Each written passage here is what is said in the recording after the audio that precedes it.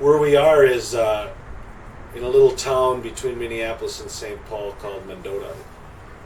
But in the Dakota language, it's a lot more important than that. It's the Mdewakanton. It's where the rivers meet. The Minnesota and the Mississippi rivers come together right here. We don't know how many thousands of years ago that the Creator put us here, but this is where we were put. Right on Pike Island does our stories come from. This is where our creation stories come from. This is where our Genesis is. This is our Garden of Eden.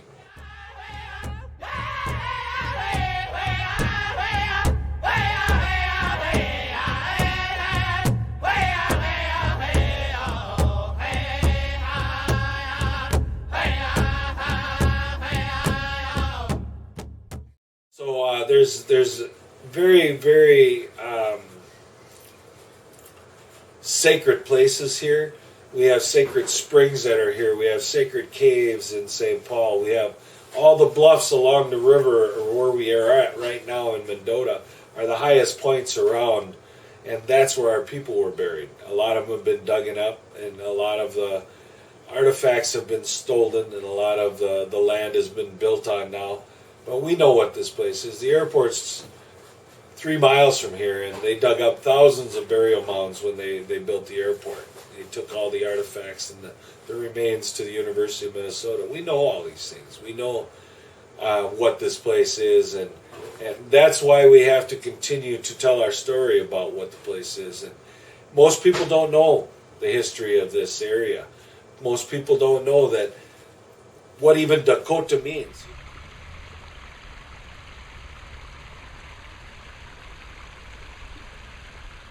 Right across the river from where we are is a spring called Coldwater Spring, and the only falls, natural falls, that are on the river system, which they call it laughing water, but it's really Minihaha. It's rough, turbulent water falls is what it's called.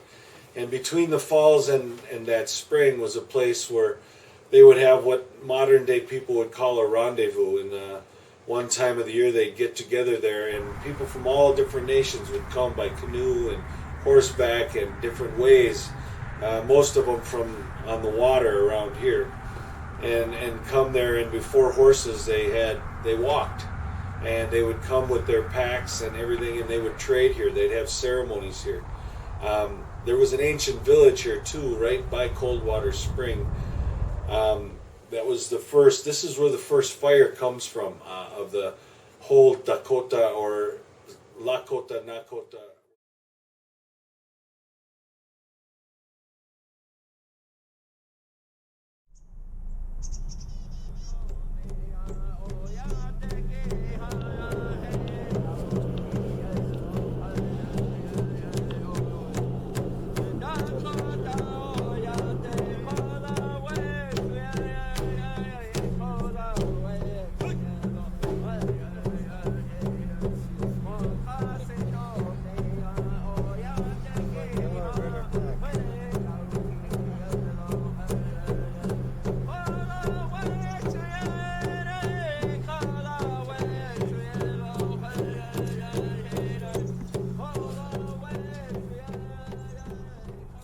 So basically my grandmother, it's the native side is all on my mother's side. So my mother's mother was an Auger, Marcella Auger, and her grandfather was Joseph Corso, and her other grandfather was Joseph Remy Auger. Joseph Corso was an Indian scout for General Sibley, and a Saskatchewan. His parents were actually, Joseph Corso's parents were actually murdered up at Devil's Lake when he was 14, and Henry Sibley took him in and raised him, used him in the fur trading business. Joseph Remy Auger, who was, again, on my grandmother's father's side, was descended from the Renvilles. Joseph Remy Auger married Angeline Dupuis, who was the daughter of Angelique Renville, who was the daughter of Joseph Renville. My grandmother's great-grandfather would have been Hippolyte Dupuis, who has the house up the road here. The French came here back in the 1600s, but they didn't come here and take over everything and claim everything. They came in here and started to marry with our people and trade with them and brought different goods for them and set up their trading posts. And they had a pretty good relationship with our people for a long time. But that all changed in 1805 when they signed the first treaty, Zebulon Pike. The French sold the Louisiana Purchase. I call them the French fencers too, because they sold something that wasn't theirs. They sold our lands from Mississippi west. They sent Lewis and Clark out west. Well, they sent Zebulon Pike up north to see what they had bought in this Louisiana Purchase, and he came right to Mendota. He came right to the Mendota, and on Pike Island he talked to the 7 chiefs of the Mdewakanton people about having land here for a military reservation to keep the settlers that were coming off our land.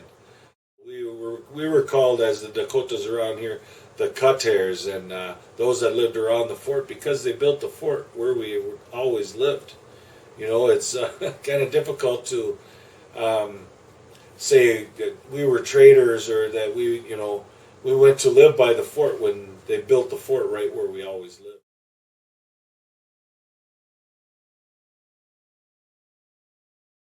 When this conflict broke out in 1862, Little Crow was approached by a lot of warriors, and they said, what's going to happen? We got to take our land back, because in 1851, they signed treaties giving all of Minnesota away except for 10 miles on each side of the Minnesota River. Well, on each side of that Minnesota River is the best farmland in the country.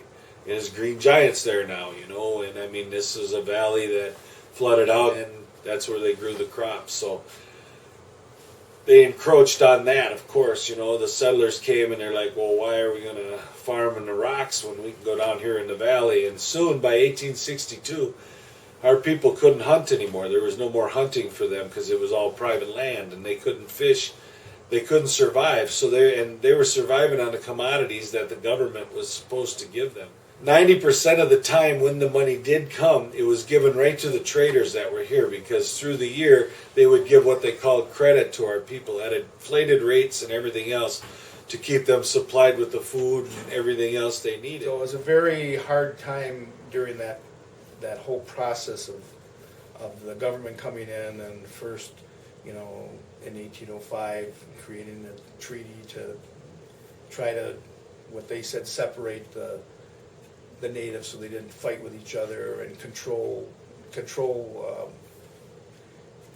travel and trading. So that was the reason supposedly of coming in. I think it was to establish boundaries, because they didn't have boundaries at that time until they sat down and said, okay, Ojibwe, you got this area, Dakota, you got this area. Is that what you're saying? Okay, why don't we make a treaty between you guys, and now we know what you own, and we know what you own, and of course that led to the next thing, which would be to treaty with them to get those lands. So it was a way of getting the lands that they needed. So many of our relatives were involved in the ceding of lands. Many of our relatives were involved in fighting against keeping the lands.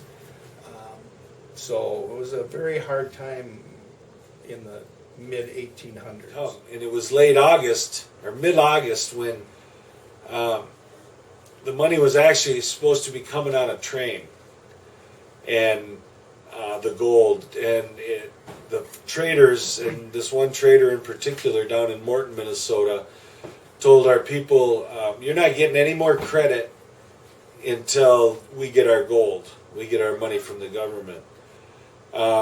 He told them to eat shit and grass, and the next day he had a warehouse, because he had a warehouse full to give these provisions out in the spring. By this time, it was mid-August, that some of it had started rotting and everything else already. Some of these provisions weren't even any good. But they found him the next day with his throat cut and his mouth full of grass, and his warehouse was empty because the people were there with their elders and children, and they were starving to death. So this started what they called the uprising of 1862.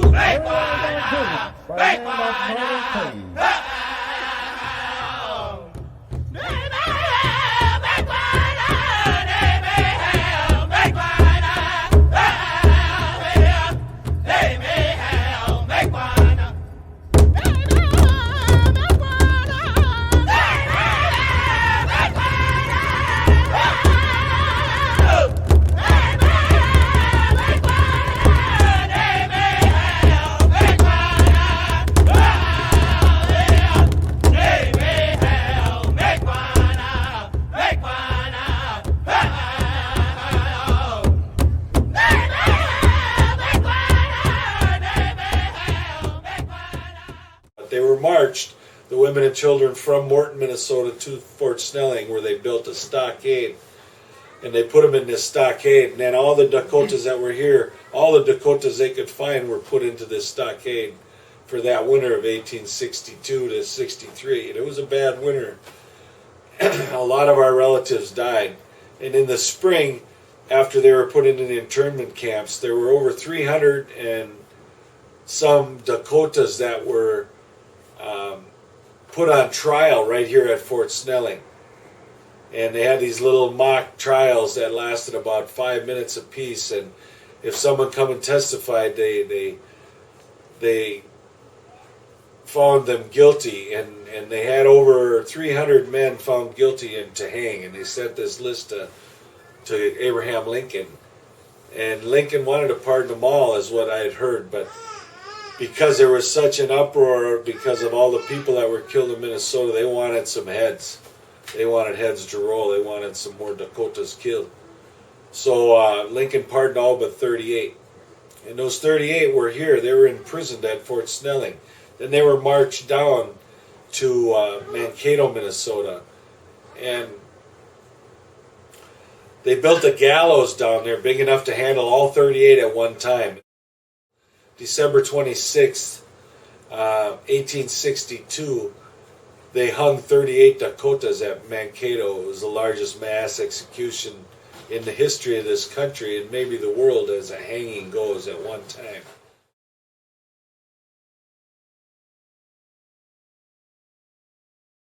My relatives were let to stay in Minnesota when all the rest of the Dakotas were exiled.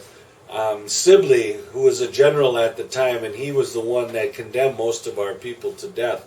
But our relatives worked with Sibley, or Sibley kind of controlled them and housed them. And he took all the land around here, all this land around Mendota. But he kept 10 acres up on the hill here. It's called Sibley's Indian Homes. And what he did is because Act of Congress of 1863, most of my relatives had already been farmer Indians, like I said, were the cut hairs, were going to the church here already and doing those things.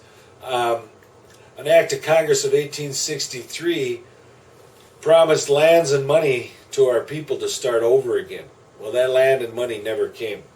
So they were up here on this land, and Sibley corresponded back and forth with Washington because he was getting tired of paying for it himself.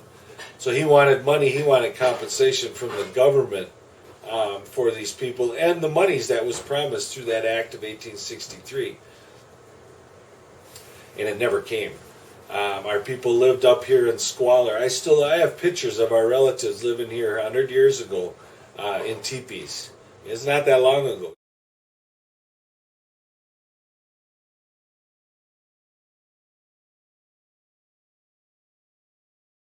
We weren't raised native at all. My mother would talk about, she said we're related to a great chief, but we never knew who he was. I'd say, Mother, who is that? And she'd say she didn't know. We now know it's Little Crow. She didn't talk about the Indian side of her at all, because when she lived out in Shakopee, her father farmed over half of Shakopee in the 40s, late 30s, early 40s. And grandmother had a place here in Mendota, so they went back and forth from the farm where grandfather farmed and the house that grandmother had here in Mendota. And it just wasn't talked about much. My mother said she was treated horribly when she went to school out. Then it was called the Prior Lake Indian Community, and they were treated very badly. So grandmother made them stay basically here in Mendota and go to school. I talked to my dad a lot about Mendota and the things that went on here. And as I was growing up, he would never talk about it. He never talked about his father, his mother. I never knew his mother or grandmother, or my grandmother or grandfather. My grandfather passed away when he was probably in his right in his 50s or so. He was in a car accident. I don't know if anybody had mentioned that before about what happened with him. He was living down in Shakopee on the reservation. Him and my dad and my grandfather, and he was in a car accident while he was living down there. And he was taken to the hospital in Shakopee and was refused treatment because he was an Indian. They told him that they don't take his kind there, and he had to take him to an Indian hospital. The closest Indian hospital was in Pipestone. So they had to take the drive, send an ambulance from Pipestone up to Shakopee, where my dad was, and pick him up and take him all the way back down there, and they wouldn't even treat him because he was Indian. He ended up dying probably about 3 weeks later. They say it was from pneumonia, but I feel it was probably from the injuries. He had internal bleeding and compound fractures and things from the car accident. My grandmother, my aunt, and my two uncles were forced to go to Pipestone Indian School when they were kids in the early 1900s, and one of my great uncles died there. You know, they were taught really not. They were trying to get rid of the Indian in these people, and so in order to protect their children's children, a lot of them, they didn't do anything. They didn't pass anything on. They didn't, because people were punished for carrying on those things. So when I was growing up, I knew very little about my Dakota side. Policy of the United States government in the late 1800s was to save a child, kill the Indian. And they rounded up and they kidnapped our children for, I don't know, almost 80 years. They would come and take them away at 5 years old, take them to boarding schools, which were nothing but concentration camps, and teach them English and cut their hair and put uniforms on them and make them do all these menial tasks to keep these damn places running. And I'm not making this stuff up. You can look on any website, and any historical society in this country has the same pictures, has the same story, that all of our people were put into boarding schools. And we're trying to live through those kind of things still today. My grandmother, Lillian Felix, was sent off to boarding school. She went out to, it's out in Pennsylvania, Carlisle boarding school. And she was pretty much taken away from her family, went out there and had to work out there during the summer when she wasn't in school. My understanding was she wasn't able to do any of the native ceremonies. She wasn't able to speak the language. They told her that she had to live like a white person, I guess you would say, and wasn't able to do any of the things that she was able to do before. I think she's from Sisseton, South Dakota, and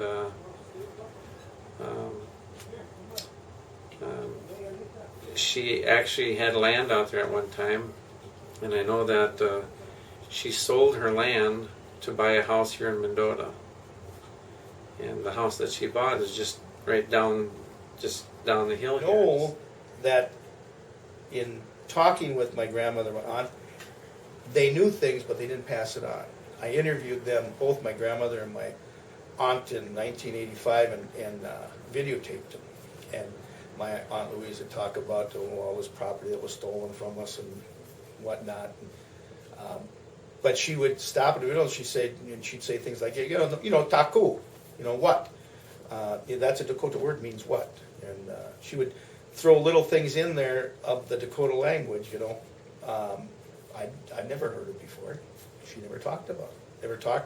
I never knew till years after they were dead and gone that they even had gone to Pipestone Indian School and that their brother died there. It was very painful for them. They didn't want to talk about things like that. I feel bad when I see other people dancing. I mean, I feel good I see other people dancing with their grandmothers and mother and aunties and uncles, but I never had that. I didn't even get the opportunity to do that. So that's one thing I've kind of always missed. So I make it up now by going out and dancing and with the other elders and the other families. But I kind of always wondered what it would have been like had I been able to dance with my mother and my aunties and my grandmother. I used to go down to Shakopee with my dad. He had two friends that lived down there that were kids when he was living there. That was Norman Crooks and his brother, I can't think what his brother's name is, but we used to go down and see those guys and just visit with them. And they were living down there in just little shacks at the time. And it must have been probably in the 60s sometime. Norman had called my dad and my brother, asked them to come down and said he wanted to meet with them. And they went down and he told them that he'd give them each 5 acres of land. He wanted them to move back down on the reservation, and because big time bingo was coming.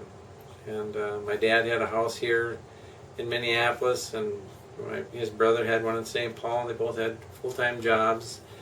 And moving down there would have meant selling their houses and taking a chance. They said that nobody's going to ever go down there and play bingo down in the middle of nowhere. So they both turned it down. And then, like I said, in the 60s when they said they were going to open enrollment, they bought like 200 acres or something like that, and they wanted to bring in 500 more members or something like that. And at that time we went down and we talked to them, and we met with a gal named Susan Totenhagen, who was the enrollment chairman. And as I sat and talked with her, I brought a genealogy of my family, and I handed it to her, and it showed she and I had the same great-grandmother. She says, well, this is pretty interesting. And I said, what? And she told me that. She says, we have the same great-grandmother. We just came down 2 different lines. And she says, she brought out a book. It was their charter membership. And she said, if your name is in this book, you will be accepted. Because we applied, Sharon and I and all my cousins. And I started looking through the book, and I saw my grandfather and my grandmother, Felix and Lillian. Or not Felix, but Albert. And I showed it to Sharon, and I says, here, look. And I turned it around, and I showed it to Susan, and I said, this is our grandfather and our grandmother. And she says, well, then you will be accepted. And 6 months later, I went back down, and I asked her, I says, what's going on? I haven't heard anything. She says, you weren't accepted. And I says, well, why is that? And she goes, well, your name's not in the book. And I said, sure it is. I showed it to you. My grandfather and my grandmother are both in that book. And she goes, well, you must have made a mistake. And she pulled the book up and handed it to me, and I looked through the book, and sure enough, it wasn't in there anymore. A lot of our relatives were just scattered, to wherever they could live. Some stayed in Mendota, some went around the Twin City areas. So our basic way of staying in touch with each other would be through either baptisms, weddings, going to different lakes where people are getting together at family functions, churches. Some of the people lived in this area, so they continued to go to the church and were involved in the city and how the city ran. But over the course of the years, of course, people started moving out and further out, and we were losing touch with each other. What I'm trying to say is the gap between my grandmother and myself is a wide gap on the Dakota side. And what we've tried to do is, by bringing people back together, is to revive, I call it the rebirth of our Dakota community, because it really has been. I mean, since we've come together, we've had ongoing language classes, cultural classes. We have a NEPI in the back here, a sweat lodge, which we had many ceremonies. I'm going to sing a memorial song for them when we get started. Oh, watch it.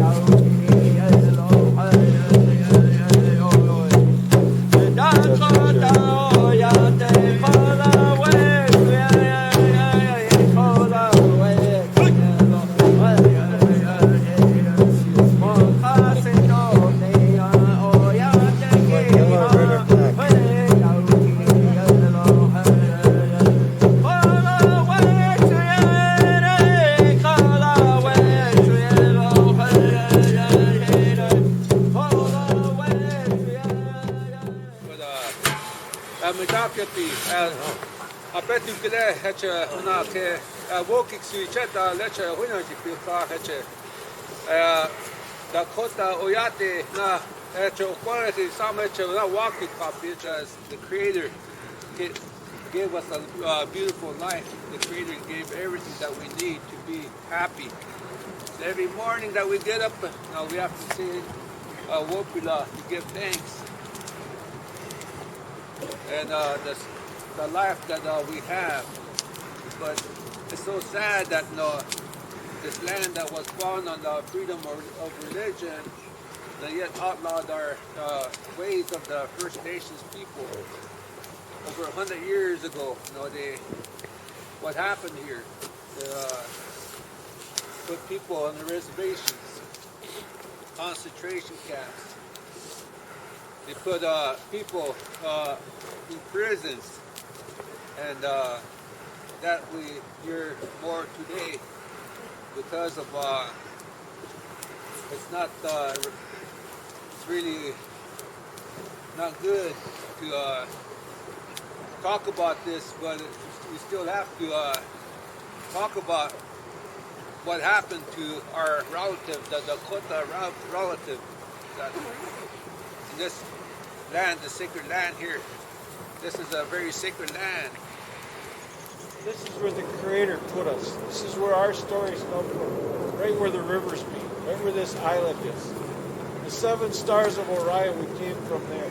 The Ochete Shakoe, the 7 fires. This is our Garden of Eden. This is our place of our Genesis. But it was also a place of our, they tried to make it a place of our genocide. They tried to eradicate our people. There's still a federal law that outlaws Dakotas from being in Minnesota. There's still a federal law that's out there that they haven't changed. But we're still here. We're not the exact people that were here at one time, but their blood runs through my veins. The camp woman told us that the 4 colors of us have to come together and pray together and save the earth for our future generations, for our babies. Otherwise, there's not going to be. This could be the last carrier of the bundle. But people are starting to wake up to this idea. They're starting to finally realize global warming. The earth has to get really mad. Mama's mad. She's really mad at us. Look what she's doing. She's flooding and burning and shaking.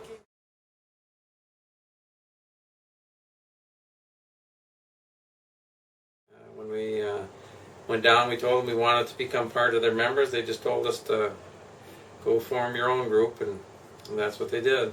Bobby and Sharon and Michael and Jim Anderson, they got together and started meeting out at Bobby's house, and it just started growing from there. I probably should mention this. My brother Bob, when Shakopee turned us away, we started having meetings at his house, and then we finally got an office behind the Mendota post office, and then we got just one side of the Mendota post office in the back, and then we got the front side of the post office on just the one side, and then from there we went across the street, and we had half of that liquor store, which we didn't like, but it was a bigger office. Liquor store left, and then we had that whole entire area, which was really nice. We were there 2 or 3 years, and then we moved over here, which was nice because then we had a kitchen and we could make fry bread, and we've had many different events here. We have a weekly Dakota language class. That is the longest running language class in Minnesota so far. But we are the keepers of the East Gate. We are the East Gate keepers. We are the center of the world people. And I just like people to start to understand why we've put up the fights we have to protect these sacred sites. We protected Coldwater Spring. We spent 17 months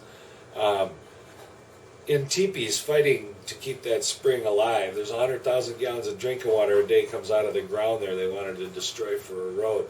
Pilot Knob Hill here, where our chiefs have been buried, where the Treaty of 1851 was signed, we protected that from development, from them developing condominiums, $500,000 condos they wanted to put up on the hill because it had a nice view of the cities. But And we're fighting now for our own little place in Mendota. We're not going to leave here.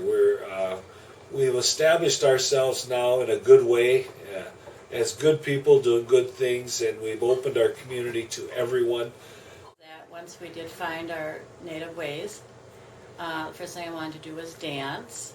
Didn't know what to do, but determined I was going to. My sister Bev and I, and my nephew made me my first regalia, and he also made a regalia for his mother. And so when we were out there dancing for the first time, or I can only speak for me, it was so emotional to be in regalia and out there dancing, and it was just incredible. I mean, I can't even tell you what it felt like for the first time.